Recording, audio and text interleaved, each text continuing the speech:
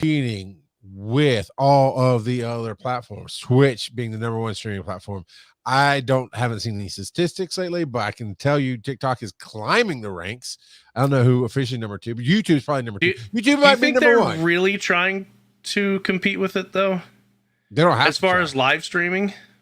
They don't have. I mean, half of the any time of day, half of the For You page I scroll through, something live is on.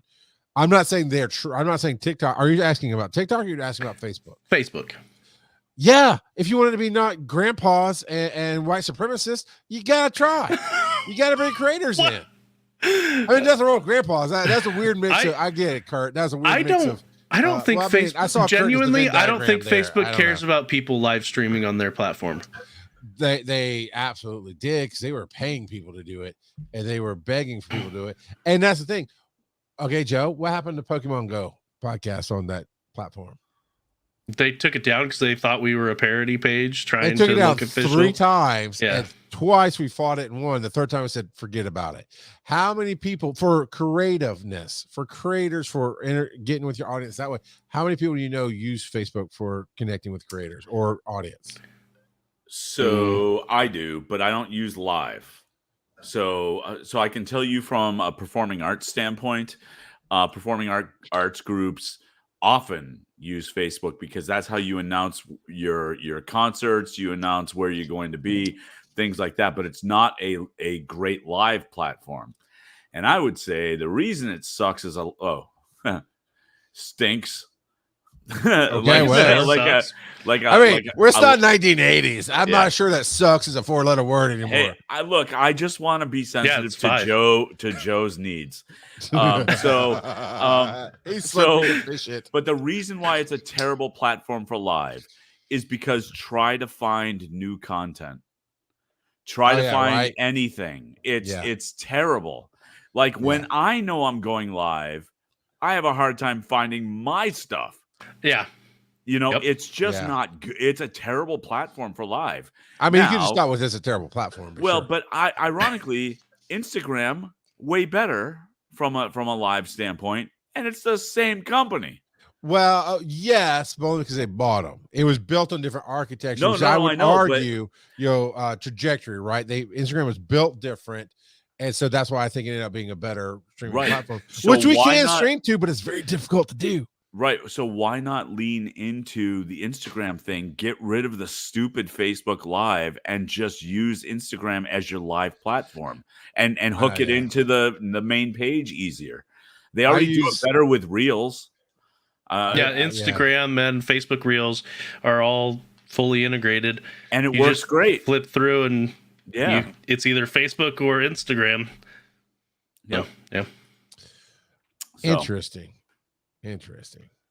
Button push. Get ready to laugh out loud with Wise and Nerdy, the show hosted by 2 hilarious dads who are bringing their unique blend of wit, wisdom, and nerdiness to the airwaves.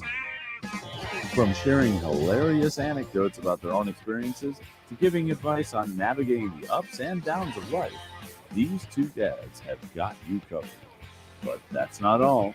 They're also obsessed with all things nerdy. From you don't remember it, do you, Kurt? Movies to video and board games. So whether you're a fellow dad, a pop culture fanatic, or just in need of a good laugh, tune in to Wise and Nerdy and join in the fun. Good morning, Wise and Nerdy. That's the evening. That's a mixture of modern day. Not when they're listening, baby. modern day DJ, and then of course, Good Morning Vietnam from Robin Williams. So just like Joe, got something old and new right here. I got Kurt and Joe, and that would be Adrian Cronauer. Yeah, something bought and something blue. Sure, he's getting married. Kurt, I know it's you borrowed. Haven't finished the first one, buddy. Finish your meal first before you go for the second meal, buddy. Come on. I'm very confused. It's happened, Joe. It's time happening. for the talk. It's time to find the podcaster's home where he can sit there and have a fake microphone and talk into it and be happy for the rest of his days. I should have called in sick. That is not what we call to talk about. You got my cheese whiz, boy. You smell toast? All right, boys. Question of the week. Who would play you? No, we didn't even roll for it. Who would play you in a movie of your life? Prime Schwarzenegger, obviously. Not nowadays. Prime Schwarzenegger. Yep. That's what I thought you meant when you said Prime Schwarzenegger. I thought you also smelled toast for a second, but my brain jumped to it. His muscles would get in the way while trying to program. It'd be great. Type on a keyboard. Hey man, it's your choice. It is your choice. All right. Woman. I'm sorry. I've got brunette hair, so it has to be it's Prime Stallone. Prime Stallone. But no, I want Sylvester Stallone from that trucking one where he's an arm wrestler. Over the top. That one. There we go.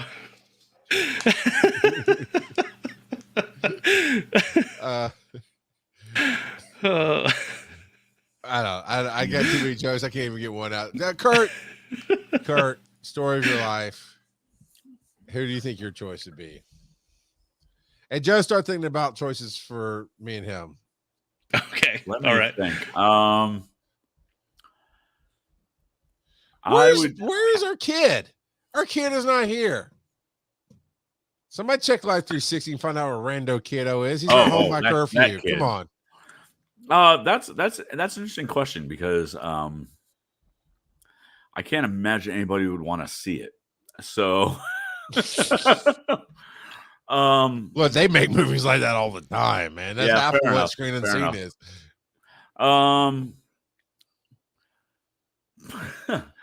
Greg Evigan from BJ and the Bear. All right, I'm about to look that one up. Okay, all right. I got nothing. I would say Burt Reynolds. Yeah, okay. Circa Boogie Nights because he's got gray hair there. Anthony Hopkins. I don't think Anthony Hopkins would have as much fun as Kurt has. Really?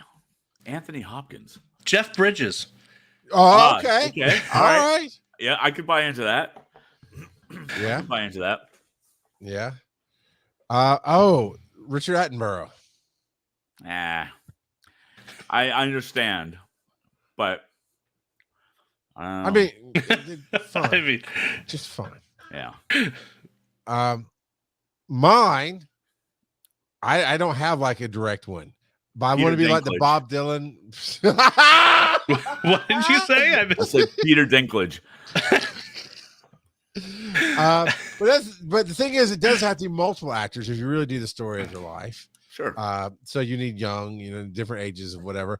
But I really loved how they did. I don't remember. It could be just called the Bob Dylan movie. I don't remember what the biopic was about Bob Dylan, but they had 4 or 5 different actors play Dylan, and I cannot remember the lady, but they had an actress play him. They had just different types of actors. Wasn't it Cate Blanchett? That doesn't. I don't know. Maybe. I kind of think Tilda Swinton, but I don't think that's it. Oh, it might be Tilda. But it's been a long time. So Joe would be the Star Wars kid from the meme. Yeah, and that movie was I'm Not There. And it was Cate Blanchett. Okay, good for you, Kurt. But I just found that fascinating that you had a theme of life, and in the different themes and eras of his life is just a different actor doing a different take on one character. Yeah, and I who would do that in my life? Just depends on. Maybe we wouldn't do like childhood all the way up to here. Maybe we just do my digital media career, and so there'd be a little bit of maybe Jack Black. There would be Henry Rollins in there. Through my angry phase, I need a good angry person, so Henry Rollins would fit that. Although I would have to say, because if you're telling the story of my digital media career, Hugh Morrison is going to have a number of appearances. And I think Henry Rollins trying to play Hugh would be hilarious. I do have an additional one for me. What's that? John Belushi. Okay. Yeah. All right. As a younger me. Sure. But because I think he was underrated from a dramatic standpoint. Okay. I would definitely have to throw Neil Patrick Harris into my camp of the various actors, because that's why I chose, because I would think, like you're going down the line, Kurt, somebody who's like similar to you, somebody who would kind of could take that role. Wouldn't be such a big go. It wouldn't be, it wouldn't be Sylvester Stallone, and you see the real me. It's like, what the hell, Joe? But but if you're taking that different aspect, then it's like you're kind of hand waving the reality part of it, so it can just be different people and different things. But I like that. I like that, Kurt, because the only person that would even come close to looking like me that I know of, if Penn Jillette and Rollins had a kid together, kind of. I'm actually just slightly taller than Penn Jillette. Penn Jillette's not bad. Penn Jillette's really not bad. I have a fun Penn Jillette story in a few minutes. I have another one for Joe. All right. And because I see you and him and you. Wayne Knight. Oh, Newman. Oh, okay. Oh, you know what? That would be a good one. That actually, the pictures that come up right now of him fits. Well, and I think mannerism wise, he could really match up with you. Whenever I see his face, I think of his character from Jurassic Park. Yeah. Yes, but no, the thing I think of is Jurassic Park. He was like, "Hey, I'm selling dinosaur stuff or something." Nobody cares. Yeah. All right, Joe, do you have a pick for who you think would play Kurt or myself? I said a couple earlier for Kurt. Yeah. For you, I'm listening. Obviously, jerk. Sure. Let's go with Joel McHale for you. Yeah, you know what? I take that. Interesting.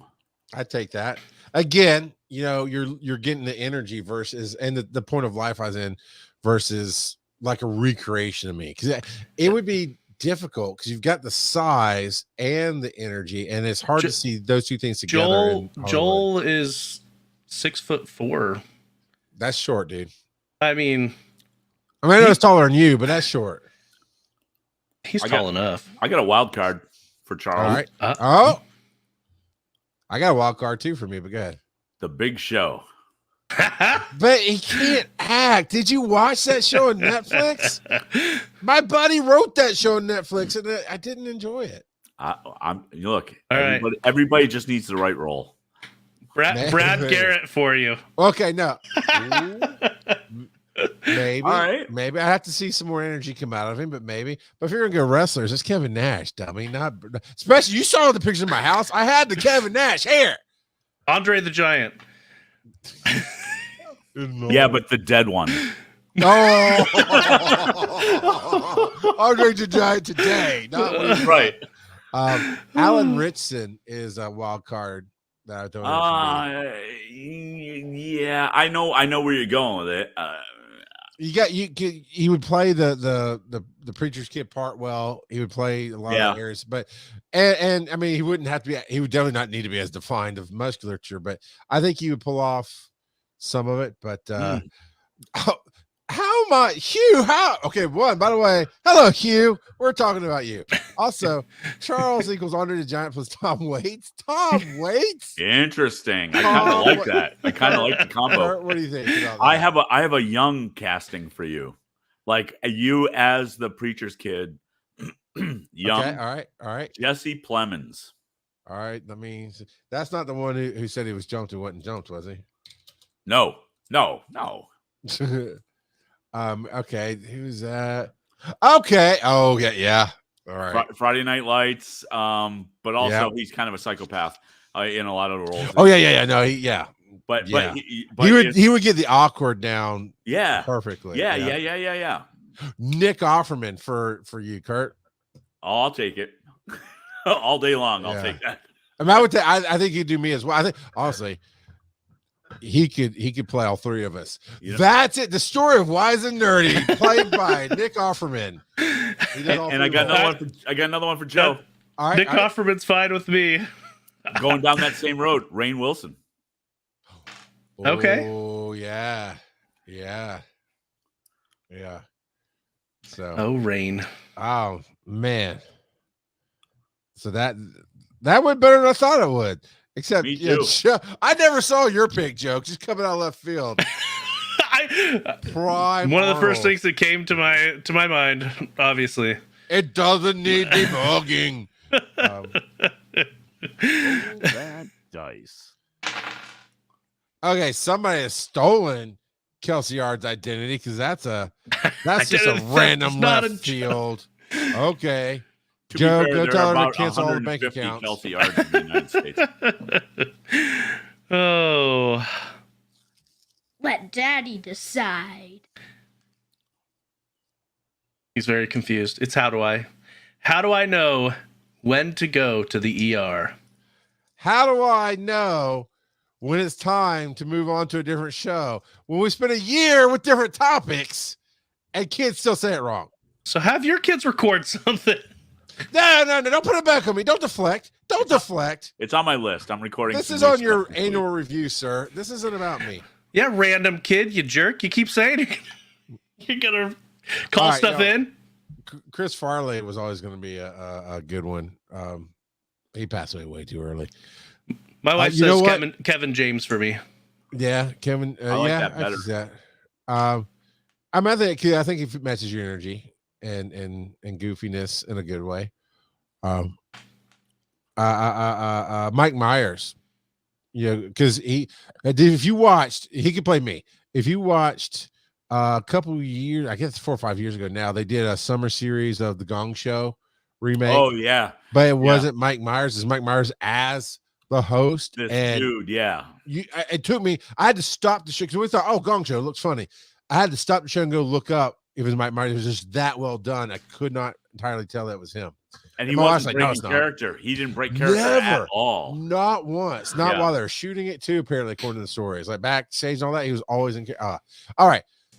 How do I know when to go to the ER? This was kind of a placeholder I threw in because it's always a good thing to have out there. And Joe, now it's I wanna official. ask you. I mean, it's really okay. While I am a medical professional, this is not professional advice. You've got to trust your instincts and go when you need to go. And there's a spectrum, right? There's people who should have gone 2 days ago and just put it off. Usually they're older because they're used to pain or just whatever whatever. But then there's the other spectrum of, oh, I read this thing on WebMD and I came to the ER now. So Joe, I'm gonna ask you what you think when the right time to go to the ER is. I mean, there's obvious moments when you've broken something, and you definitely need to get it taken care of ASAP. Can you see my arm still? No, sorry. Because you broke something and didn't realize it. I don't. No, I did go about 3 hours after I handled my business, and this part of the swelling is never gone. Oh, down. I remember that with that big Yeah. old. You had a huge yeah. knot. Yeah. That was the cover band I was in high school. Huge knot. Huge knot. Yep. That was my couldn't- wrestling move in high school. They couldn't take Slipknot because it was already huge. I said cover band. And so, I mean, there's obvious things like that where you definitely should go. Hugh says sucking chest wound / amputation. And then there's times where if you're trying stuff at home and it's just not working, you might want to consider going in if it's severe. Like, I'm not talking you've got a mild cough and you can't get it to go away in a couple of days. If it's a persistent problem that it's high enough, or if you have a high enough temperature, and high enough is relative to your age, because depending on your age, your tolerance for how high of a fever you can deal with is different. But if you've got a high enough temperature, you just need to head All right, in. I will give you some specifics on temperature. 100%. All right, go for it. It depends on age. Kids run warmer, so it's not really a temperature till it hits 101. You know, it's called low. That's where the word low grade fever comes from. Because yes, 90. I get so dyslexic on these numbers, and this is the one number I should know. Body temp, 98.6. But I always Yep. want to say 96.8, and I have to stop. I don't know why. I've always been screwed that one up. But so yeah, so technically 99 is a low grade fever. 100, well, 100 at 100 degrees Fahrenheit, right? If you are 80 pounds soaking wet and have other things going on, you know, say your grandma, right? And she's got diabetes and other stuff. 100-degree temperature might be time to take her to the hospital. Not your infant, though. Your infant can take a little bit of Tylenol. Always check with your doctor. Always check with advice, those kind of things. That 109 had to be very, very temperate. Hugh says, he's on YouTube, so I think it's Kelsey. It's Hugh. I know a guy that got heat stroke and got up to 109. That 104 starts cooking. Legit starts cooking. You are made of meat. Your brain is made of meat. It starts cooking. So 101 for anybody, you take some Tylenol according to instructions, right? And you bring it down. 102, and it doesn't break. So that's the thing. You talk about fever specifically. Tylenol and Motrin rotate every 2 hours, according to the bottle, according to, you know, your age, your size of body, whatever. You rotate, and if in 4 hours you have not broken that fever, you need to go, because anything over 101 or higher can get bad, and 102.5 and higher is go time. You got to get that down. So there's that on the fever, because, you know, everybody does like, well, I don't know. No. Yeah, and some people just rush their family members to the hospital. Try something first. Is I think kind of what you're saying a little bit too, Joe.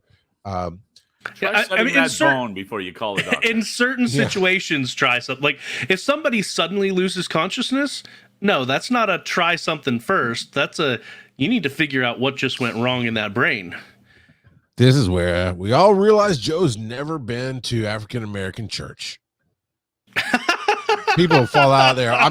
It gets hot. We fall out. The spirit comes on us. But fair enough. No, fair enough, Joe. I mean, there's that. Well, like for instance, coming from personal experience, my father and my mother-in-law both had brain aneurysms. And those can happen more often than not, happen very, very suddenly, and often have stroke-like symptoms or just straight up unconscious. And so if you're exhibiting stroke-like symptoms, you need to be going to the ER ASAP. And we don't call it heat stroke anymore, but that's exactly why it's called that, because of the stroke-like symptoms and the severity of it. Also, with fever, get naked. As naked as can be decent. Body mass, right? Infants, kids, toddlers, get them down to their diaper. It drove me crazy. I know it's wintertime, right? And I'm in the ER working, and yeah, you bundle up your kid, but the kid comes in and it's reading 102, and maybe they even said they had a seizure. Febrile seizures are a thing. I think seizures from having a fever are a thing. But they'd come in like a snowsuit, and the first thing is a triage. Well, I wasn't a nurse, but it was called triage nurse. You know, get all the clothes off. Let them start cooling off. Let them air out. Works for adults, works for kids. Body mass. Let the heat come off. All right. Well, other things other than fever, Kurt. Do you think? Go ahead. Just on the fever thing, the hard part with the fever thing is your instinct is to cover up during a fever because your body you feel cold. Right. So but I don't know. And you do have to play that game back and forth. Right. But I will tell you from personal experience, that I still have to take, it's called an antipyretic, which would be Motrin or Tylenol. And there's some others on the market out there. But it's Motrin and Tylenol have multiple uses. Pain is one of them. Anti-inflammatory is another. Antipyretic, helping break fever. When I get like that, Kurt, with the chills, if I don't take Motrin or Tylenol, they won't stop. You know, you're like a miserable, I'm hot, but I'm cold at the same time. Yeah. But yeah, I know, I get it. But the reality is you need to get cold. Right. So I think for what I've seen more is the lingering thing. And so the one thing I wanted to clarify, though, are you differentiating between the ER and urgent care? Yes, now that you mention it. Because they're Urgent very care, different now, right? Oh, yeah. Yeah, And urgent so, care is way more. Well, one, urgent care can do a lot more than when they first started, yep. and two, technically, and a fever is not an it can become an emergency, as we've talked about with seizures and all that stuff, but it's not an emergency. But where else would you go in the 80s or 90s or even Oh, right, 2000s or right. right? But no, I won't go to ER. I mean, I went for my arm when it looked definitively broken.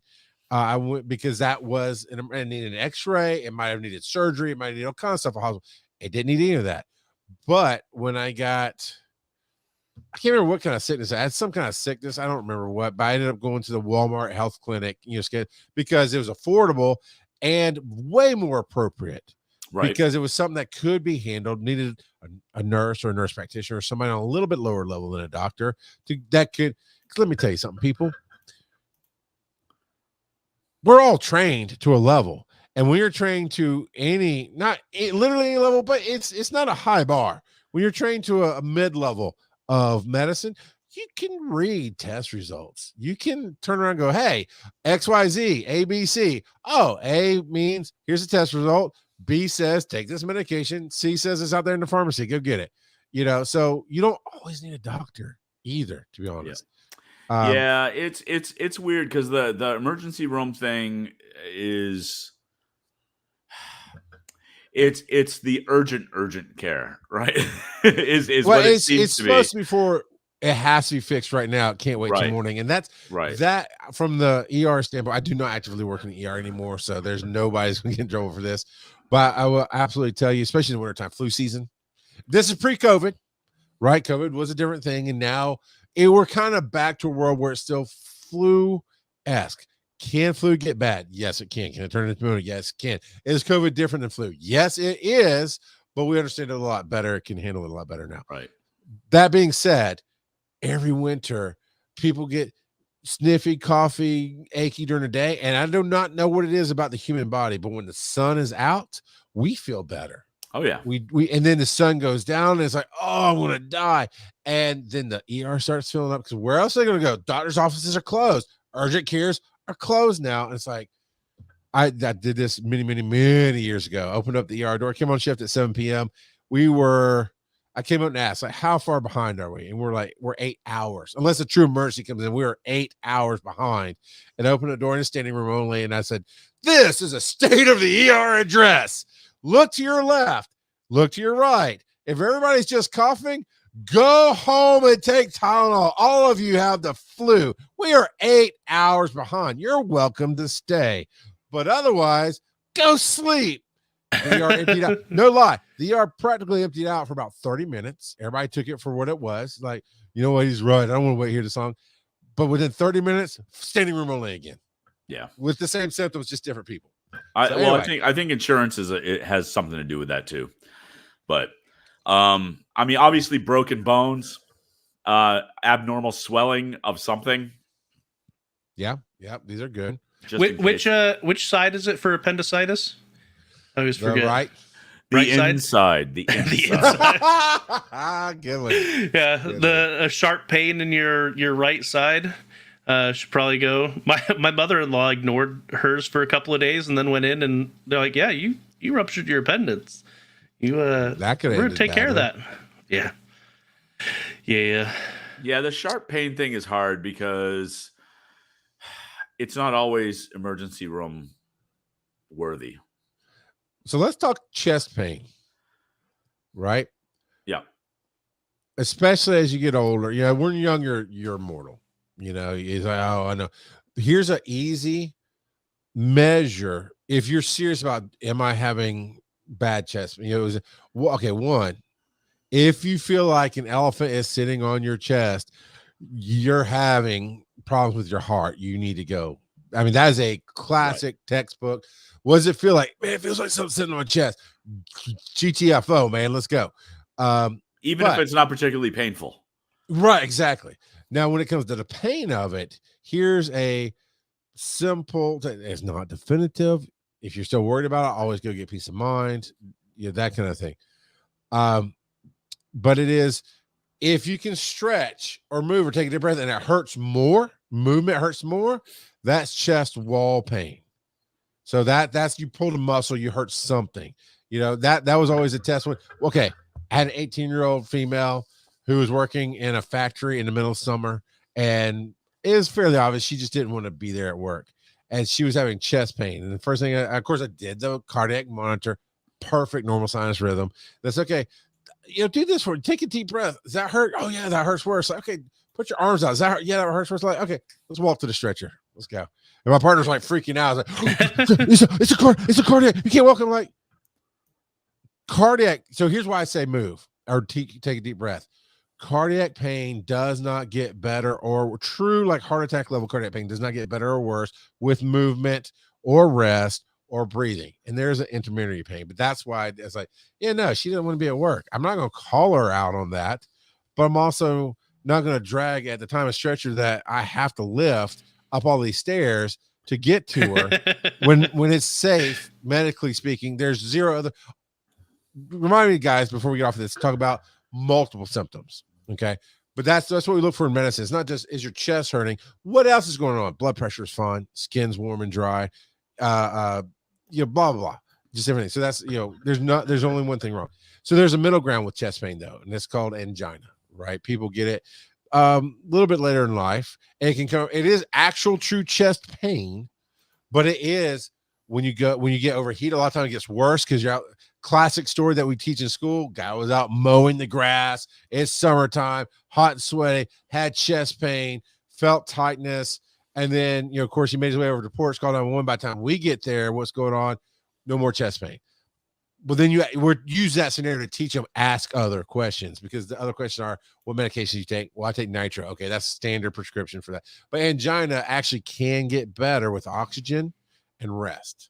Still true chest pain. It's not chest wall would be the movement. So anyway, that's chest pain. And honestly, multiple symptoms, right? Even I've every once in a while felt my heart do something weird. When I had my Apple Watch, I'd hit the whole EKG button and hold it. I'll tell you. Now, they don't do it automatically, and it says this is just for you to kind of record stuff and show your doctor. This doesn't activate 911. It cannot detect this, blah, blah, blah. But as a paramedic, I could tell you it was spot on. Like I was under a lot of stress, and stress can cause the body to do weird things. And that weirdness, I felt like it just felt weird, like a beat missed or something. PVC, clear as day. It did miss a beat, essentially. I mean, beat, but it didn't beat the way it's supposed to. I was like, not going to tell the wife about that one. And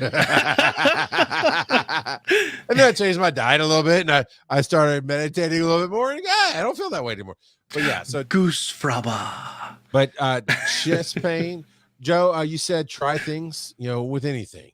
Try some cold medicine, try some Tylenol, some Motrin, whatever. And if you do look at the internet, check at least 3 legitimate sources. WebMD is a good source. But then they also list like anything sources and everything that could have that symptom. Exactly. That's why also having multiple symptoms to cross-analyze that helps you narrow it down, even if you're using WebMD, because you're like, I've seen a lot of people put in one symptom, look at it, and then they start looking at some of the other symptoms. They're like, oh yeah, I definitely have that. And they like get into this false mental state where they don't really have those symptoms, but they're reading it. So, oh yeah, no, I definitely have those symptoms now. Yeah. Random kid, I know this is tied into something else. Random kid said sudden vision issues. And it's tied into another statement we'll talk about here in a second, but the suddenness is what I wanted to highlight there. Sudden onset of something, like everything's fine for weeks, months, whatever, and all of a sudden it went from 0 to 100 on whatever it is. Major headache that won't go away. My eyes can't focus, or sudden changes need to be checked out for sure. Yeah. And look, they're definitely paramedics, EMTs, firefighters, nurses, doctors who will treat you like crap. They are. And you might call because you want to be sure. You're like, I'm just not sure. I want to talk to a medical professional. And of course, I'll tell you, unless there's a line for, like, some insurance companies will have a line like, hey, instead of going to ER, call us first, nurse line, and they will give you advice based off of the best information they can get. But 9 times out of 10, what I found when you call a doctor's office, when my wife was pregnant, we called her OB saying, hey, as a paramedic, as a new potential dad, because it's my first kid, right? I'm a little worried. It's the first time I'm going through this. I don't have the experience to see all this. But as a paramedic, this is all I found. All they would say is just go to the hospital. You need to go to the hospital. I'm like, I really don't. Well, it's not me, my wife. We really don't. We really need you to say, hey, this lines up with this in pregnancy, but they won't do it. So always be sure. So I was saying, if you call 911, you might get, if you got somebody like me, like, sure, come on, I'll take you to the hospital, whatever, peace of mind, let's go. It's just what I'm going to be running a call anyway. I'm here. Let me help you. No problem. But you will absolutely possibly find people who will make you feel bad about that. But don't let that stop you. Yeah, so I will say that particularly for, well, and again, we're getting into the call the doctor versus not call the doctor type thing. But man, I can't tell you how many times I've run into either my daughter who when she was pregnant with my first grandchild, and even my wife when she was pregnant, where she'd say, I don't know, I'm feeling like this. And I was saying, just call the doctor's office. Just call them. right. Because look, we pay for insurance. Like, they're there for a reason. Even if you don't have to go in, call them. But that's my point. Random kids saying the same thing. Yes, I'm not saying don't call them. I'm saying don't expect a whole lot. You might get surprised if they really know you. Because let's be real, unfortunately, in today's society, economically speaking, it's you got to move patients through. It's not quite the same connection that I had, growing up.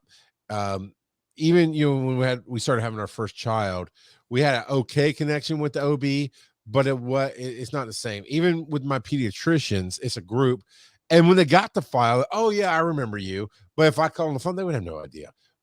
By all means, call. Just don't expect a whole lot. Now, this I want to address before we get out of here. Kelsey said, took my youngest for an asthma attack after trying to give him treatments at home at first. Okay, already diagnosed with something. That's a key. You've already seen a doctor who said you have this. Here's something to try, and then they give you instructions, which are after. It depends, right? I'm gonna make it up here. For me, for a while, my kid had growth asthma. That's what I'm calling it. He got diagnosed with asthma, and they does not have anymore. So it's just a thing. I don't know. But they said, here's a home nebulizer. Try 2 of these in an hour. And if it doesn't get better, or if it gets worse, go to the hospital. So yes, you did all that. Now, the second part I want to clarify, because people get crazy. I'm not calling you out necessarily, Kelsey, but you used the words, tried for half a day, still not better. Cool. Rushed him to the children's hospital. Let me tell you something as a paramedic, not you specifically, Kelsey, words, we use words to tell stories, but there are definitely people who are like, oh my God, and they get in the car and they gotta go. And I want to talk to those people. Speed kills. My company, our policy is license sergeant, doesn't matter. No more than 10 miles over the posted speed limit, period. And then I take it a step further and really train them to understand every EMT. I'm teaching EMT class tomorrow. Every EMT I teach, every medic I talk to, those lights say, hey, can I come through? Those lights keep you from backing up in traffic. They keep you, depending on where we are, they let you go through, but it always has to be safe. I can go, and I've done it before with a cardiac arrest in the back. I've gone 30 miles an hour and a 60 with lights and sirens just to keep people away from me because it kept it safe back there for them. Too many people go crazy when they panic. I get it. I get it. Kelsey, I'll read this to defend her honor. I mean, Joe, I don't know why you besmirched her honor, but come on. Definitively drove the speed limit. So rude, Joe. Not rude, Joe. We spent a lengthy section on a past episode about this specific occurrence. So yeah, I know. I said I wasn't calling her out. I just wanted to use the word rush to talk about speed kills. She definitely drove the speed limit. See, Joe doesn't believe you, Kelsey. He keeps throwing it under the bus. All right. That's all I wanted to say about that, really. But there's no definitive right time and wrong time to go.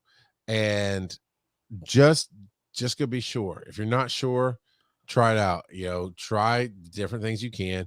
But when you do go, I'm telling you from a seasoned professional, the best thing you can do for that person in your car is drive steady, drive slow, drive slower than you think you need to, because whether you realize it or not, your energy's up here on the podcast. I'm putting my hands up above my head because you're going to do things a little bit more snappy than you think you are.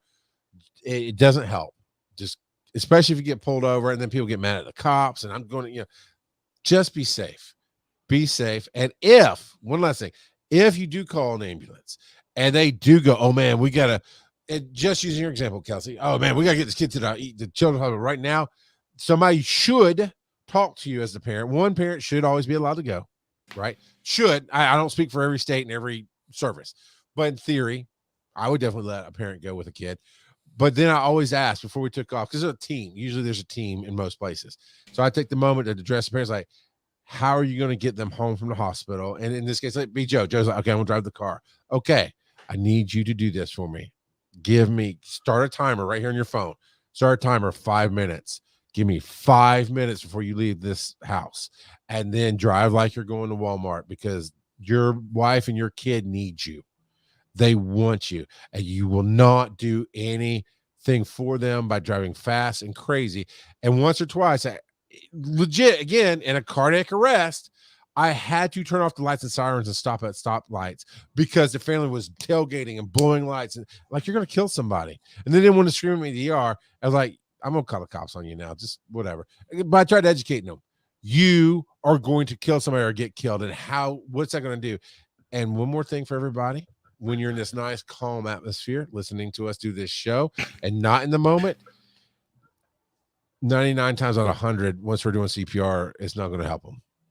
So if that's the case, get your happy memories together. And if they do come through, it's amazing. Learn CPR, because the best way to change that statistic is as soon as you see them go down, start CPR. So learn how to do it. It's usually free in your areas.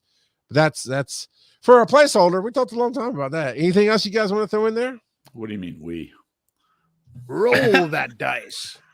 Oh, man. Daddy, tell me a story. Hey, there's old Bobby. Oh, it's me again. I told you guys to put other stuff in. You got in early. I wasn't sure if Joe's going to show up. I wasn't sure if you were talking radiation in this one. How about Half-Life? So I love the game Half-Life. And I'm going to try to keep it short because I want to see if it triggers any stories from you guys of how you came to something that helped you. So I'd gone through this situation with this girl, and it's a breakup, this and that. And this happened to be Half-Life came out, I think mid-90s ish, mid to late 90s. Yeah. And I'd been hearing about it, but I didn't know. And back then, right, you're watching X Play, that if you're lucky, and reading PC Adam Gamer. Sessler. Yeah, Morgan Webb. Yeah. So it might have even been before that time. So it's not like we knew all these games. So you'd go somewhere, you'd look at the game rack, whatever. And what I had been seeing in the early days of the internet and reading different magazines was there was this very controversial game called Postal. Kurt, are you familiar? Yep. Yes. You familiar with that one? Yep. So there was a real life incident, late 80s, early 90s, where a post office worker snapped, was super stressed out, went in and shot up the post office and killed a lot of people. That's the term going postal. Right. Exactly. Hence the term going postal. And then somebody with a dark sense of humor made a game called Postal with stick figures, and that was what you did. I've talked in various shows in the past about the trauma from my childhood and how, especially at this point in my life, I had not even started touching it to work on it and get healing. I was in a very dark place. So I wanted that game so I could go around, in my mind, guilt-free murdering people, because I just felt very dark and very angry, right? Well, of course, and now I go to Best Buy. Of course, Best Buy is not going to carry that game. I didn't have a concept of that at the time. Yeah, I didn't get a concept of, well, this is a controversial indie game. You're not going to buy it at a box store. But because I went looking for it and I was dead set, I was going to buy something because I need to take my mind off of my life right now. I saw Half-Life. And so I ended up picking it up, and it did change my life because it gave me an amazing story to take my mind out of it. It gave me a whole different perspective on life because the hero is not a hero. He's a scientist that survives. And I had not seen anything like that in my life, in the stories and the movies I watched and the games I watched. And ultimately, it set me on a more positive path. And that fateful day, Best Buy. But yeah, I mean, it was. I can imagine if I'd got something that just fed the anger and fed it would have been a way worse story. But that's ultimately how I ended up with Half-Life, was because I went through that dark moment and was going to buy a game that I thought would help me, and ultimately did, even though it wasn't the one I thought. So, did you guys go through something that you found, music, talk, anything that you didn't think was going to help you, and you stumbled onto it and it helped you?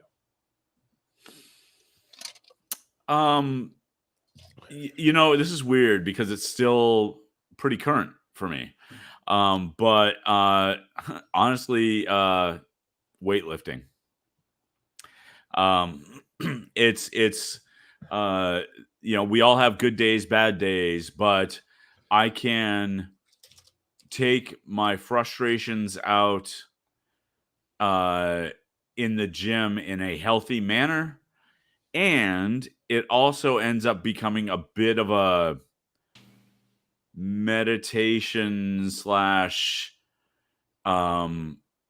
isolation from the rest of the day. So it for my mental health, the gym is super valuable.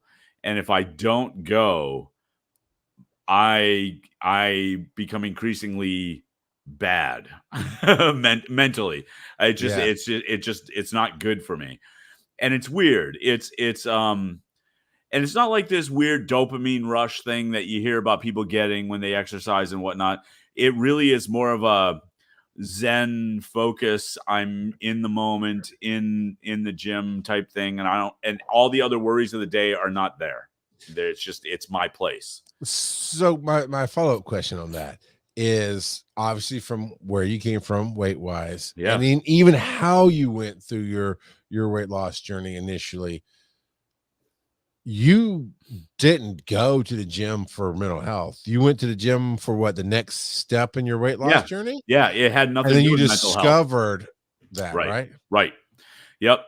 In fact, I mean, prior to even starting my weight loss journey, I was in therapy for probably a little over a year or so, just because I needed to talk to somebody. And then I started losing weight, and my therapy kind of shifted to doing my daily vlog thing. And that was a way for me to express myself in a really transparent manner, and keep myself accountable. But then once I had lost like 100 pounds, I got to that point where I said, well, what's next? And I said, well, I'm going to start going to the gym. And I figured out that whole thing. And then I discovered while going to the gym that, from a mental health standpoint, I'm much more balanced now, much more even keeled in terms of like my emotional health. And it lets me have that, like, I can only kind of relate it to meditation. It allows me to just be in the moment. I'm not beholden to anybody else then at that point. So it's me time, for lack of a better term. So my biggest issue with that, because I have enjoyed when I go to gym, I've owned a treadmill. I actually enjoyed what you're talking about, that spacing out. You're walking, and I'm always watching or listening to something, but you're not really doing anything. Right. But you're feeling better about yourself. My biggest issue is just doing it. Just going. And I mean, there's a gym we were part of that's literally 5 minutes on the road. I could walk on the block. My company actually offers a membership to Crunch, and I could get free training there, which would actually be very beneficial. I'd love to work with a trainer. And it's just like, y'all were talking to me about Finding the Story season 2. I've got all the episodes ready to be edited, and I'm not. And it's that thing of, I sit here on a Saturday, I could easily get on my motorcycle right over to the gym. Yep. So did you have that issue at all? Like just doing something? Yeah. So to get to, like, it took me man, 4 to 6 months to get to the gym, where I would say, I'm going to go. And then I'd go, man, because look, I had massive gym phobia. That feeling of like, when I get in there, I don't want people staring at me. I don't want to feel like I'm the fattest guy in the gym. I don't want to look like I don't know what the hell I'm doing. And the truth of the matter is, nobody gives a crap. Like, literally nobody pays attention to you. And you just do what you do, and nobody's going to care. But still, I went a couple times, and I went, I'm the biggest guy here. I'm the biggest guy here. And so Just ripped. He's so ripped. Biggest guy so- there. yeah. If only. No, and by biggest, I definitely was talking about fattest guy. I was the fattest guy in the gym at the time, and I was like, I don't want people looking at me going, oh, that guy's not going to do it. Because the other downside about the whole weight loss thing is, when you are the biggest guy and you have some self-esteem issues, you get a lot of, like, when I started losing weight, I had people saying, oh, I hope it takes this time. Thinking that they're they're being encouraging. Yeah. And that is not by any stretch. Don't ever say that to anybody. And yes, and Random Kid has it right. That whole, oh, good for him, he's trying. Get that out of my face. I don't want to hear that. I don't want to see that. That has nothing to do with anything. Because that just go, oh, he's trying, which means, but he might fail. And so, well, Brent, I mean, when you die, you're all right. really lose weight. He's going to full Yoda. Yeah. He's like, I'm not trying, I'm doing. Right. And so that is when things took a little bit of a turn for me, when I finally decided to go and get a trainer. And then I adopted Uptown Funk as my theme song.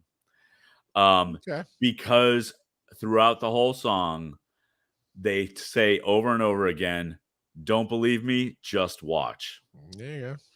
And so for me, I end every workout with that song. So now I'm way past that end of things. So it is my place. It's my area of respite almost.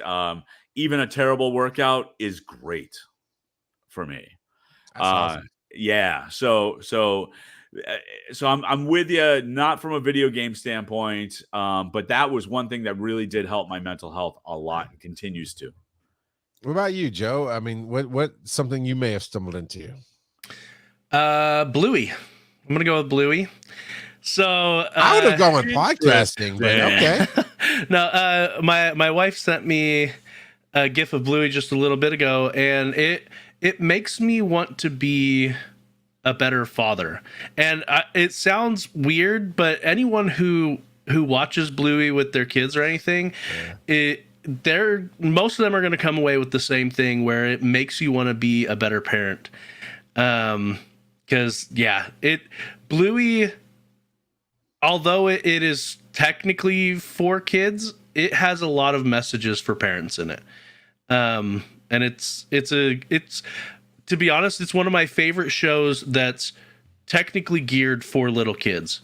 Like, get that Peppa Pig stuff out of here. Get some of those other Coco Melon. Who cares? That's annoying. There's a lot of super annoying ones out there. And you told a line, sir. Just get back to the positive. I really like Bluey and the messages that it puts forward. I can get behind that. I've seen some of the episodes and whatnot, but I can't help but going back to the original part of the story where I was going for the game Postal, and you go around just shooting people, and then I hear in my brain, I can see it in my brain, I hear the Bluey. Roll that dice. Oh man. What do you love? All right, Council of Dads. See, that's a Mike. Shut up, Mike. Mike, you could record the right one too. That's the wrong one, Mike. Council of Dads. Where's my gavel, Joe? Where's my gavel? No, you're supposed to print this beautiful dice-laden gavel. Now we're just going to Foley 101. Come What in. the heck are we doing here? Are we at Little Red Robin Hood's house? Little Red Robin Hood. That's Yeah, she stole from the wolf to give to the grandma. Have you not heard that story? Seriously? So, what do we think All right. about what? Families versus companies. What do you think about when a company says, we're a family? no, we're not. But see, I brought it up specifically because I think we're going to land on three slightly. We're going to have a Venn diagram, I do believe, here. Because I believe, if my guess is correct, Kurt's going to lean into why his company is a family and this and that and the other. Joe, you work for a major corporation that you know. They don't even say, I hope they never say the word family. Oh, they do. Oh, no. And I'm in this middle ground of really building a tight-knit team that is easy to call a family. And I've heard stories about you. yours. You're not a family either. well, I guess you could be a dysfunctional family. Island of Misfit Toys. No, so I Okay. did. No, wait a minute. Now, Hugh, that's cheating because he literally works with his brother and his mother. So my company is my family. Is Hugh? Yeah, but Hugh doesn't realize that they're going to fire him tomorrow. Oh, I hope so because he'll move down here. They'll be like, right. Sorry, you were adopted by. So no, my quick easy answer. Joe said, "Wait, well, Joe, you said no." Kurt, what's your quick easy answer? It's not quick and easy because most of the time it's a lie.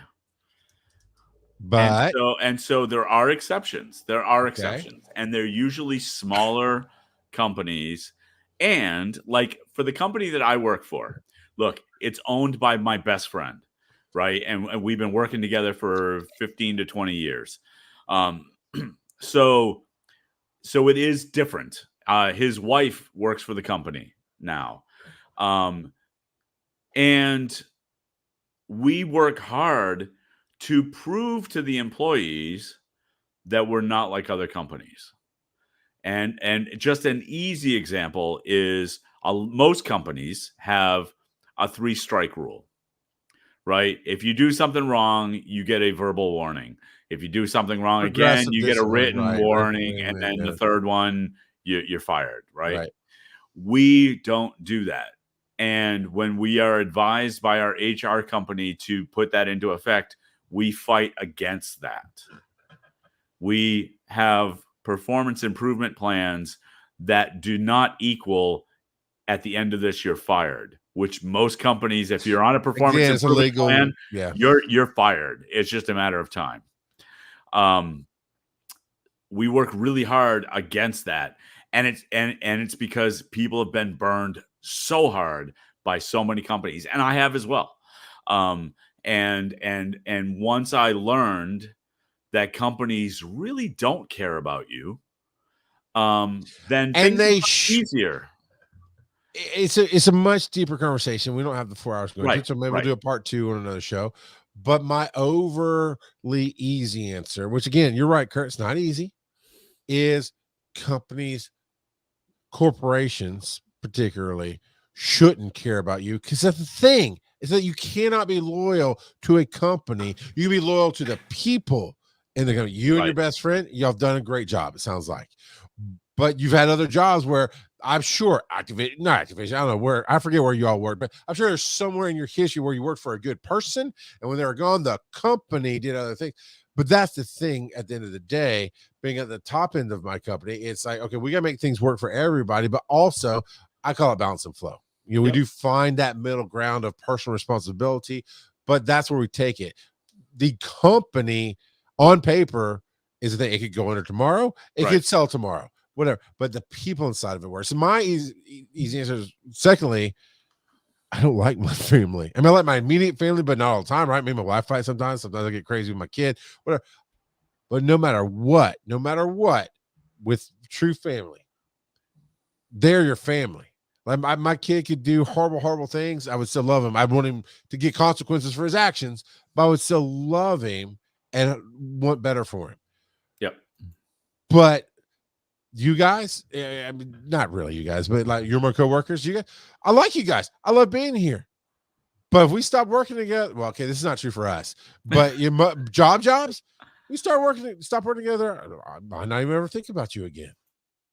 You know, I'll forget your name. We probably won't cross paths because for the most part, you don't have people working together 15, 20 years. Right. Like you did, Kurt. Most part, you have Joe over here. Joe, you've been with your company for a number of years.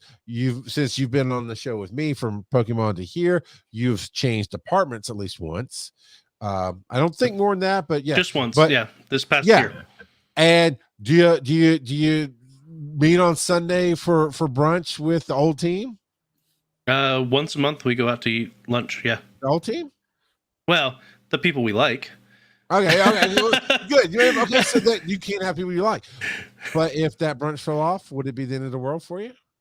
I talk to them on Facebook and send memes to them and stuff. Like okay, you made some. It wouldn't be the end of the world, but yes, we are friends. That's what I'm saying. You're friends, which is great. That's a different level than I have. I don't want friends at work typically. I really don't.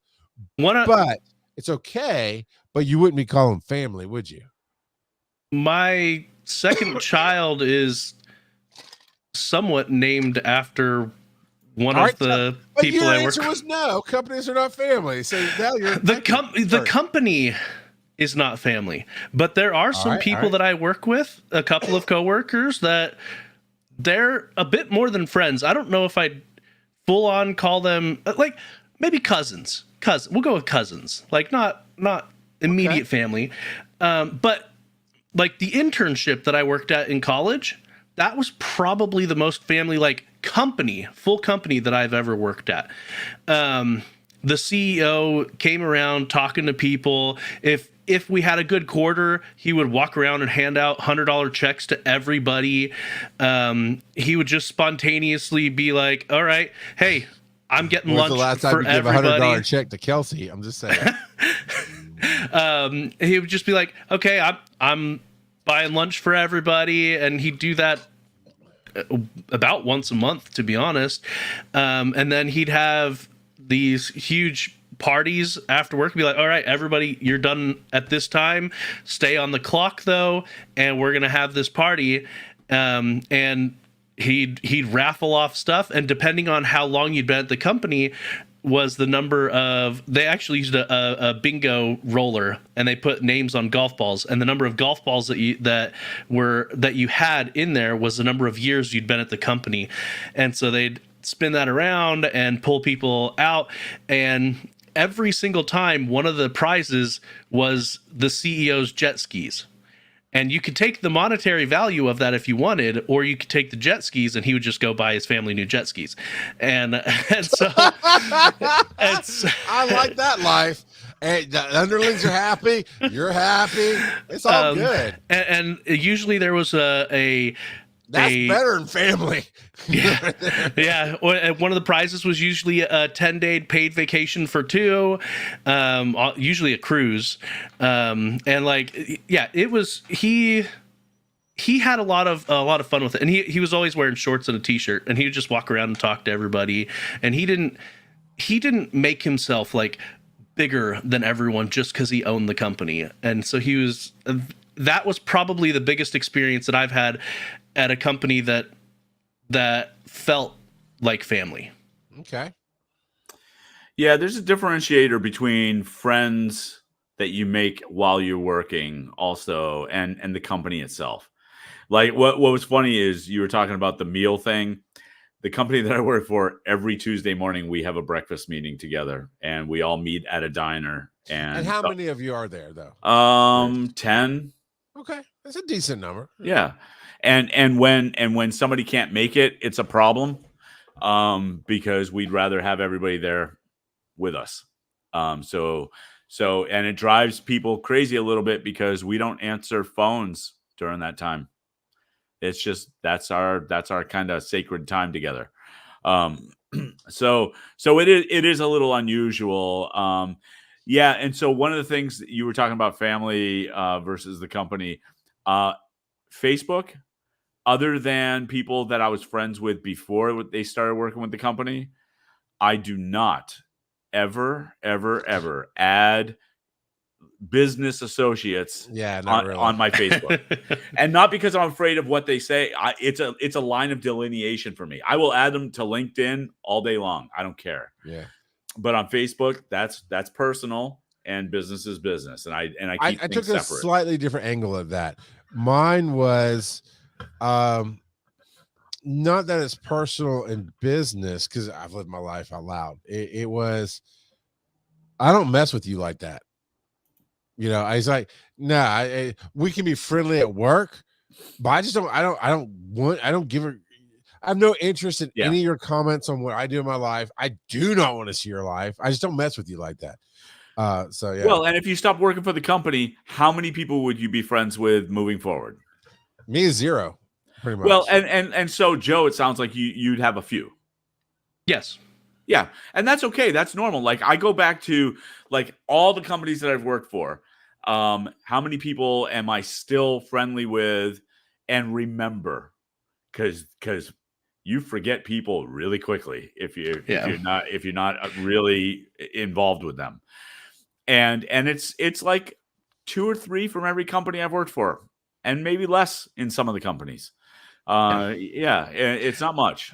Well, and mine, it's a handful of people after working with them for 11 years. Right. Like it's not. I worked there for a year, and I've got friends forever. Like, no, I worked there for 11 years. Yeah. So. And Hugh, that's a whole different ball game. He talked about how I gave him my address and phone number first time we talked, which is true, but there's a long story behind that, and we weren't working together. So I get that I am a different person. I go to work to get out of it what I need for my family, and I go home. I am friendly with people, and some jobs I've actually gotten close enough to somebody that, yeah, we did while we were working together, we did go hang out with our wives, and watch a movie. I got introduced to sushi by a work friend. Once that job went away, though, we kind of touched base. It's not if we saw each other, but hey man, it's been a long time. We would have a moment, but we're not messaging each other. We're not sending little memes to each other. We're not knowing what's going on in each other's families unless you really watch Facebook. So I'm just not cut out of that cloth. And even though I really connect with people when I'm helping them grow as a human being, I have realized also with that, because it's happened, I've been at this company now for 4 years. And in that time, I've nurtured a number of people and watched them leave. And some of them like really, because we're having hour-long conversations every day about growth of them as a person and a manager and how they can work with people. But then not just how they left, which was not great, but it was just that separation. Like, oh, I really do live in the now and in the sphere. So when you're in my sphere, we're together, but when we're not, I mean, Phil and I, like, we do not talk even once a month sometimes, but when we're together, we're almost inseparable. And that's not a work thing, but that's just a how I am thing. So as I'm building, I have people who really want to buy into the vision. And when you buy into the vision, kind of what you're talking about, Kurt, there sounds like maybe Joe, with that other great example you gave of the jet ski boss, you're buying into the vision. The culture is another thing. The culture is really good in there. And I kept having people say, man, we're like a family. I was like, no, we're not. And I gave my basic speech of what I just gave here. Is like, no, families forever. I mean, I classically do not like my first level family, like my parents and my sister. I mean, I get along with them. It's just a thing, but they're my family. Yeah, I take my kids over there. Yes, I say happy Father's Day, happy birthdays. I do care about them on some level, even though there's just a lot of separation. I guess separation is a better word for us. But they will always be there. If I felt the same way about somebody I worked at, I don't give two craps that you're gone, right? There's just that level there for me. So when I'm building this team, that's where I really had to focus people on. I was like, look, we're a team. This is still a job. This is still, at the end of the day, what we're doing is working for a company. We're putting numbers on the board, even though we're all personally invested. We all will be financially invested in the near future as we're getting things right with bonus stuff. And we believe in the vision and the culture. But at the end of the day, it's a company. And we're a team. And that's what about you. And they argue, I mean, in a fun way, they argue with me. Like, man, it sounds like family. Like, I get what you're saying. I'm not banning you from saying it's a family. I'm telling you, as the head of this thing, I'm never going to call it a family. Because as a team, I'm calling the plays. And there will come a time when I cannot see the right plays to call anymore. And somebody's got to replace me as that head coach. Same as a quarterback. That quarterback moves up to a coach, so on and so forth. Sometimes you just have a bad season and you go to another team.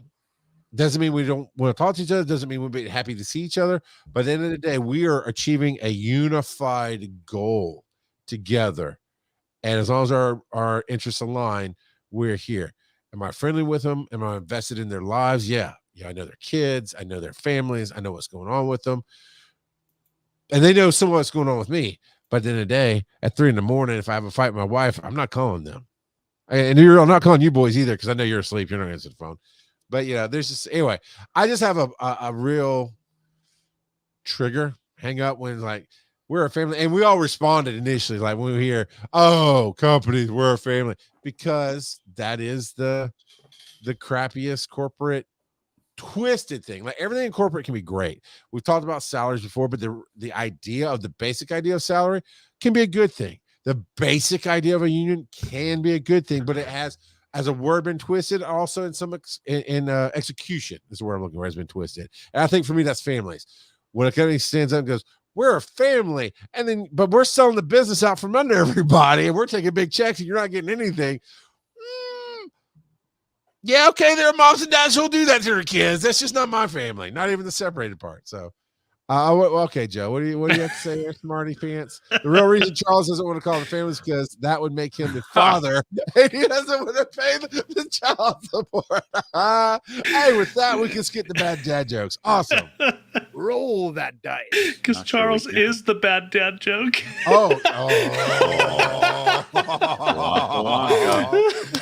Random kid says, "Why you roll that dice?" Random kid says, "Being family means you have to tolerate them to a certain degree, but that's about it in my book." That's fair. We do have people come to Easter and Christmas that we tolerate, and we smile and we're nice to them, but it is not ideal, I guess. Stay tuned for this commercial break. Look at that. Hey, we actually have a semi-real commercial, still for us, but semi-real commercial for us tonight. So this is called The Score. Let's see what it does when we talk. So, hey, we've mentioned Facebook a lot tonight. It's because we are not able to stream on Facebook because they've changed the rules. I'm with you, Kerr. I see your face. That's not quite working. So how about, hey, everybody, we're not on Facebook anymore. Or we're on Facebook, but we can't stream anymore because we're just shy of their new rule of the number of followers you have to have. So why don't you just come slide into our DMs and join our Facebook today, facebook.com/wise_n_nerdy. I don't think Facebook lets us put underscores. You're right. So go to Linktree/wise and nerdy, and let's just get groovy, baby. Get groovy, baby. What's happening? I don't know. Do you like to support dads and their needs? Go to patreon.com/wise. You ruined everything. Give me your best 1980s 900 line voice, and talk about call your dad. Are you lonely at night? Do you want to call your daddy? Go to wiseandnerdy.com and go to call dad and leave us a voice message, and we'll get right back to you for only 90 cents a minute. Oh my! Oh no, man, it's 2024. It's like $9 a minute in today's money. 1-900 call dad. Oh, I wonder if we could get that. Oh, 1-800 call dad. Oh no, 900. That's how you get paid. Yeah. Oh my, indeed, says random kid. All right. Roll the dice. No, we have a couple of speak pipes. Yep. So I live in a neighborhood. We have plots about 6 to 7 acres, and it's a common road, and there was an HOA. We knew when we moved in that there was an HOA agreement, but the incorporation had dissolved before we got here. And so for me, I kind of wish there was an HOA just for the sake of, road maintenance. We have a paved road, it's private. Who pays for that? Our neighbor one time, he lives at the very end, and he runs a construction business, and he's forever coming in and out with heavy equipment, and he has beat up a section of the road. And so he came in and laid concrete and redid it, and then he went around asking for everybody for a piece of it. Of course, he never gave us a quote, nothing. So we were like, no, hey man, that's not how business is done. We kind of just just dug in our heel and said, no, we're not paying for that. But there is a value to it. Now, personally, I love an HOA because one of my daughter's best friends lives in a neighborhood with an HOA and a pool, and she goes to visit. So for me, hey, they're great because she goes to go visit and swim for free, and she has a great time. Yes, sir. I like it. That was really quiet, but yeah. That reminds me of I don't know if this was a skit on TikTok, but the mom who did it was saying, am I the wrong person? Basically, there was like a play date, Joe, and the kids were over, and she tracked like every go-gurt the kid had and this and that and how many pumps of soap. And she sent a Venmo request to the other mom at the end of the play date for $36 for a kid. That's kind of what reminded me. I just saw it last night. Somebody said, yeah, the guy tore up the road. He fixed it. I'm like, oh, this is a positive story. He took care of, because heavy machinery, you're putting more wear and tear and stuff. And then he went around knocking. Amway calling, can you give me $5 for the road? Yeah. Nope. Sorry, boss. Yep. All right, we got one more from Devo. You were talking about flat earthers, and I think you missed one particular point. The flat earthers will say the earth is flat, but they will not argue that the earth is not round. So you have to be careful when arguing with the flat earthers, because they won't argue against you, but you'll argue against them. So be careful getting in that little sticky tar pit of nonsense. I did you guys not feel a bad dad joke set up there? A little bit. Don't they think it's flat, but it's still a circle or something? Yeah, it's a disc. Yeah, that you can fall off of. So it's round, right? Yeah. I want to say, Devo, thank you for not making that a bad dad joke, because that really felt like we were going there. Excellent. I mean, flat earthers, they've got fans all around the world. All around the world. All right, are we on to our last segment now? No. We're not. Dad joke. Your favorite segment, Charles. Your favorite. So this one comes to us from Casey J. He says, all right. Last night, he had a horrifying dream that disco was actually making a comeback. At first, he was afraid. He was petrified. Well, sir, I don't like it. Casey, surely down under, you got some kind of localized bad dad jokes that we've not heard here in the U.S. Well, the problem is you have to read those upside down. That was a good one, Joe. Yeah. Okay. So roll it. We're going to go to the next section. I see Kurt cooking.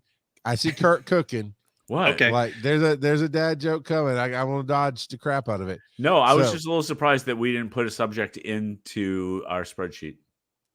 Oh, okay. And that subject would be Father's Day. Yeah, I honestly forgot. I was thinking about that earlier before I got set up for the show, because Father's Day, as of this recording, is this weekend, so it definitely would have been apropos. But yeah, we didn't. So there. Right. But Kurt, Yes. Peepaw Kurt, what are you nerding out about? This week, which is funny because I didn't type it in, but Dune 2, because it just hit streaming, and I rewatched Dune 1 and then immediately binged Dune 2. Would you recommend that's the best way to do it? So it's been a minute since Yes. I've watched the Yes. Dune 1. Okay. Yep. Very much so. My wife and I did that as well. We Right. rewatched 1 and then watched 2. And I remember feeling this when I first saw Dune 1. And when I finished watching it again, I went, oh my God, that was so good. It was just so good. And this comes from a dude who was bored to tears with the original Dune adaptations. You're talking about the 1980s? Both of Patrick them. Stewart? Because there was one You later didn't like too. the Siffy one? Did not. Your not. Siffy list. Got it. Yep. Didn't like either one of them. I actually, the sci-fi one did hit for me. That and Children of Dune hit better for me. And the first one, I yeah. could not pay attention to the book. Like I tried reading the I never original tried. Dune, Yeah. and I couldn't do it. So this one, I am all in. So you just needed Willy Wonka, and then you're good to go. Gotcha. Timothée Chalamet didn't really hit my radar until Dune, and dude's great. He's great, and that chemistry with him and Zendaya is amazing. And there were two cool surprises for me in Dune 2, and it's not plot related at all. Okay. I didn't realize Florence Pugh was going to be in it, and she's awesome. Or Christopher Walken. I had no idea about either one of those. So Neither did I. And it was like, oh my God, this is awesome. That is pretty cool. Yeah. I did enjoy the sci-fi version. I don't remember much about the 80s version. I tried to watch it as an adult, and I couldn't get past opening credits, to be honest with you. I've mentioned many times, one of my things is visual quality, and the quality of that movie did not hold up from the 80s. But I must have seen it as a kid. Yeah. With my parents, because I remember we used to have to drive like an hour to the other town to go to a movie theater. The only reason I know I saw it is just because I can clearly remember driving home from the movie theater with the sun being out, because that's always weird to come up with a movie with the sun out. It just because we didn't have tablets and phones and stuff to keep us entertained. So I'm watching the trees go by on the side of the road, and I'm just picturing just giant worms, going alongside us. That's the only reason I know I saw it. But I remember nothing about it. But the one in the late 90s, early 2000s, that was sci-fi, that one hit for me. And then of course this version as well. Yeah, I may actually go back and watch the old one with Patrick Stewart and Kyle MacLachlan, just because I was super pumped after watching Dune 2. Because I'm not familiar with the books, so I don't know where it's going. But I think it's awesome. This Khaleesi Arday says that she loved it. Her and her husband watched it. It was great. Joe, obviously you piped in there. So what else are you nerding out about? So I'm the one that actually put Dune 2 in there, but I assumed Kurt was wanting to talk about it anyway based on his subtitle there. Well, here's how it worked pre-show, baseball players. So we're going behind baseball. I put in mine because I was here first. Then Joe came in and put in one. Then Kurt showed up, and a third one appeared, i.e. bingo bongo. It's Kurt's. But it wasn't. Right. It is now. So what else you got? Oh man, yeah, no. Dune 2 was very, very, very good. And like Kurt, I haven't read the books. I did get the first book for Christmas. So I should read it at some point. But yeah, no, very good. And it had a lot more nuance than I thought it would have, to be completely honest, with some of the characters' internal struggles and different political machinations and things like that. It was very good. I will say, sorry, for the sci-fi version, I wouldn't agree with that's what grabbed me about the sci-fi version is the main character's portrayal of what he went through with the training and the ideas. The movie itself may not have been good. I haven't watched it back, but when he said that about I'm like, oh, I'm really looking forward to Dune 2 because that's absolutely what I liked about the sci-fi version is I felt like the character moved in his arc, if you will.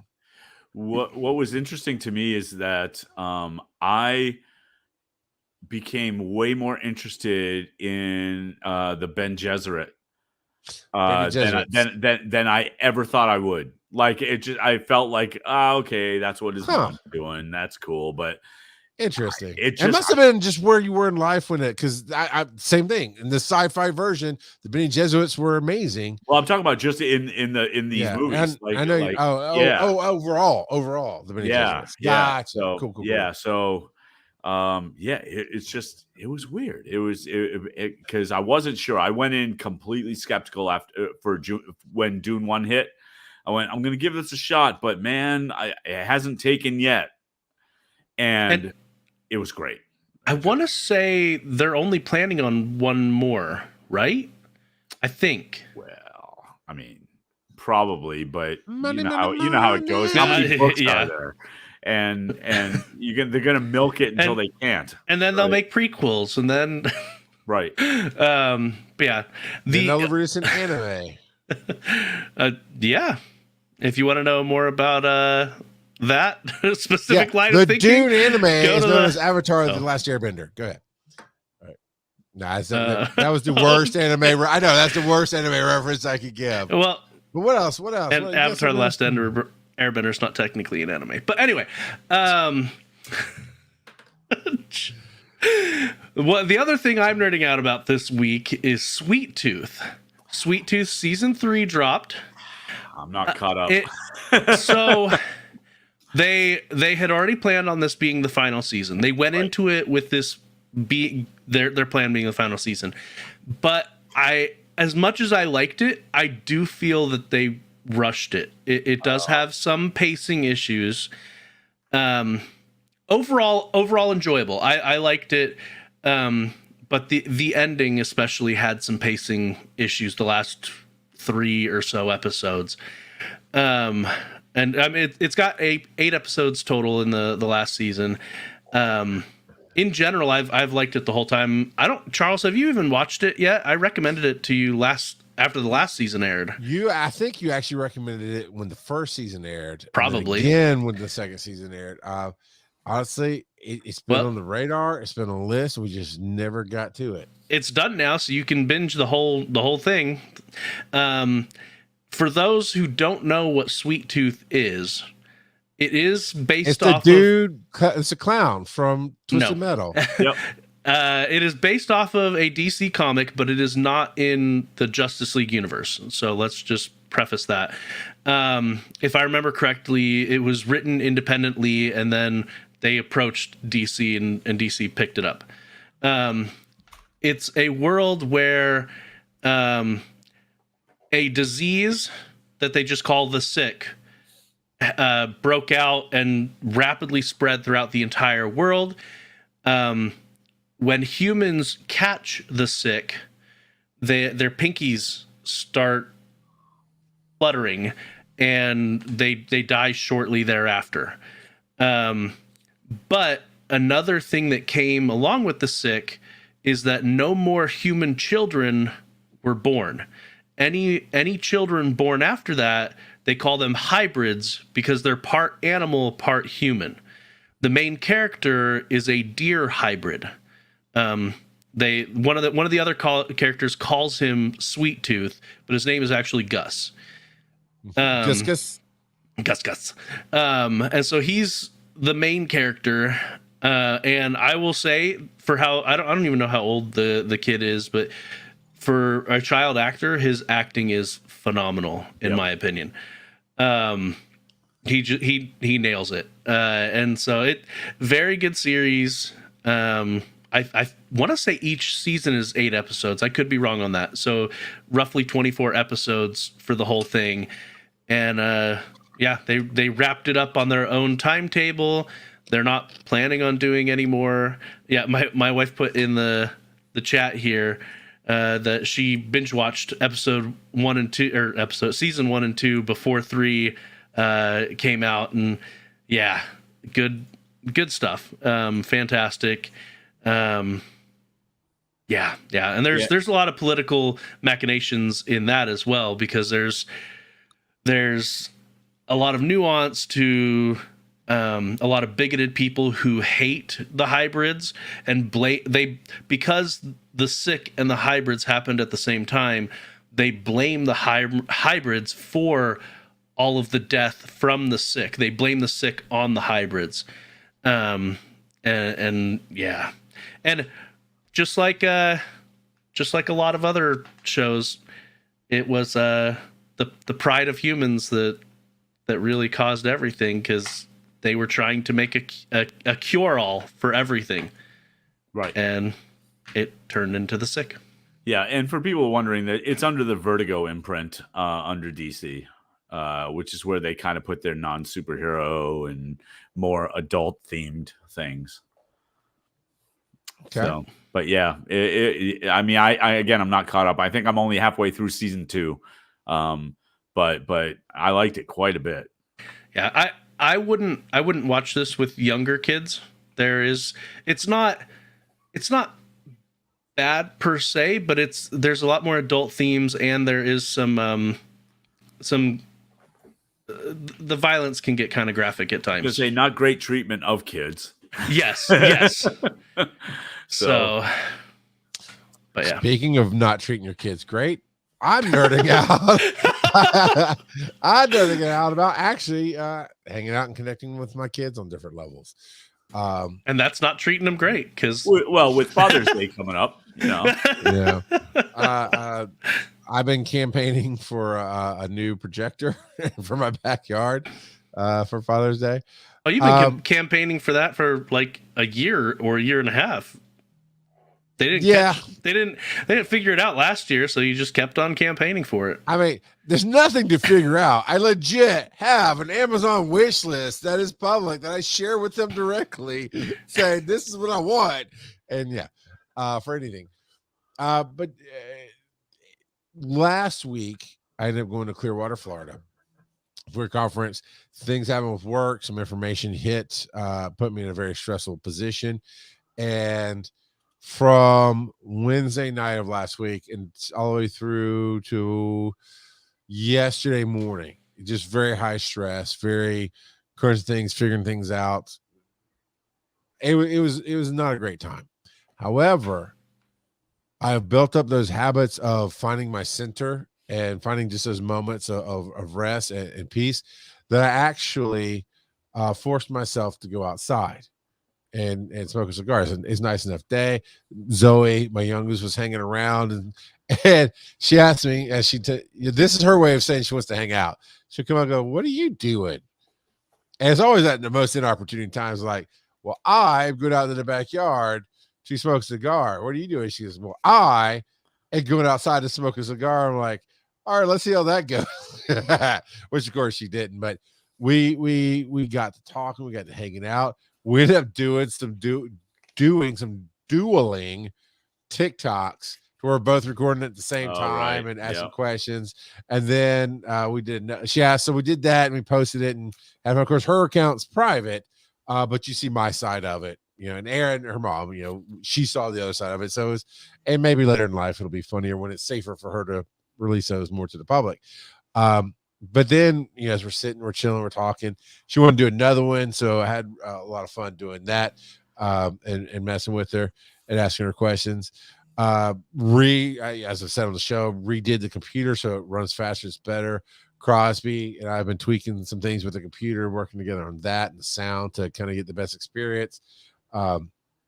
Oakland, we were about to catch up again. We did some good catching up, but he just left his job this week.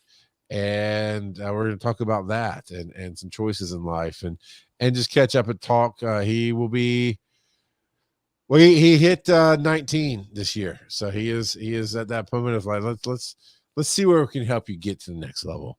And my son Ryland has been, he is just this weird, awesome catch-all of, he wants to code, Like he knows how to do some scratch and different other things like that and make games. And he did that with Hugh was down. He's like, Hugh, let's build a game. And him and Hugh went and nerded out for a little bit. But he also loves baseball. He loves working out. And he loves to cook. So like on most diagrams of how we grew up, there's no diagram that these things go together. But just so I'll leave it with this. Right before I left to go on this trip, it was just me, him, and Zoe at night. And I'd gone and acted like I was going to shoot him because he has this wall of Nerf guns like John Wick in his room. And so it took one and it wasn't loaded. But then he took it upon himself that while I was nice and had some drink on me, he came around the corner and it seemed he shot me kind of behind the ear, and it scared the ever living bejesus out of me. And of course, everybody, we all laughed, and I was like, I'll remember this. And Erin forgot to help me, and I forgot to ask her. But while I was gone, I told her, you got to do this weird thing. I'm going to put this Nerf gun over here where he won't see it. And at some point at night, when I'm gone, he knows I'm gone, I'm going to have you sneak into his room, just whisper in his ear, your dad says hello, and pop him with the gun. But we didn't do that. What I did do is right after I came back, one of the first, and it's fun. I'll tell you, it is fun when you're super stressed with work and there's only so much you can do. To have at that moment the family kind of step up and be the distraction, which is not always been the case in my life. It was a lot of fun. So I was catching up with him, talking about he had a bad baseball night and came in. We're talking this and another, and they said, "Oh yeah, you remember before I left that you stuck around the corner and you shot me in the back of the head and scared the crap." He's like, "Oh yeah, I don't ever shoot you." I was like, "Yeah, you do. You remember. I do too. I want you to know I remember, and I know you know it's coming." And then I left his room, and he's like doing the laughing thing, whatever. And then I gave him about almost exactly 60 seconds, and I heard it. He thinks I couldn't remember. I heard him racking his gun, trying to load his Nerf stuff. So I walked back in, and his door, he never shuts his door, so it's always just barely cracked. So I busted in the door and just went, "Hey man, another thing." And he jumps, he's dropping the gun and this and that and other. And I was like, "Yeah, so when you play baseball, why are you jumping? Why are you jumping? Why do you have this gun? What are you about to do?" So, I thought you were coming for me. It's like, why would I come for you? And I gaslit the crap out of him. And for a week, I've been like, just don't remember. Then we'll let it die. And in about another 2 weeks or so, I'm going to pop him and get him good with his guns. So I'm having a blast with that. So that's going to be your Father's Day. Yeah. I might. They always sleep in, and I've got to actually get up and go to the church game. I might get up and sneak in there like, "Hey, this is my happy Father's Day," and he's got like a machine gun, Nerf gun. I just unload. He's in this bottom bunk. He can't get away. Thank you, Kurt. Thank you very much. I love it. So, Joe, what do you call a person who's not a dad who makes dad jokes? Whoa. No, so this is time to turn the car around and go home. What is going on? That'd be a faux pas. Oh, I can't get over to the music fast enough. I can't get to the music fast enough. Thanks for joining us this week. Hey, join our Facebook group, Linktree/Wise and Nerdy. Wise_and_nerdy. You know how to do this, people. Follow these nerdy dads on social media. Charles at Rock God of Podcasting and Joe at Joe. It's not Joe_Art. wiseandnerdy.com. And as always, they may or may not be your father, but they will always be your daddy. Shut up, Mike. And Veto by Kurt everywhere.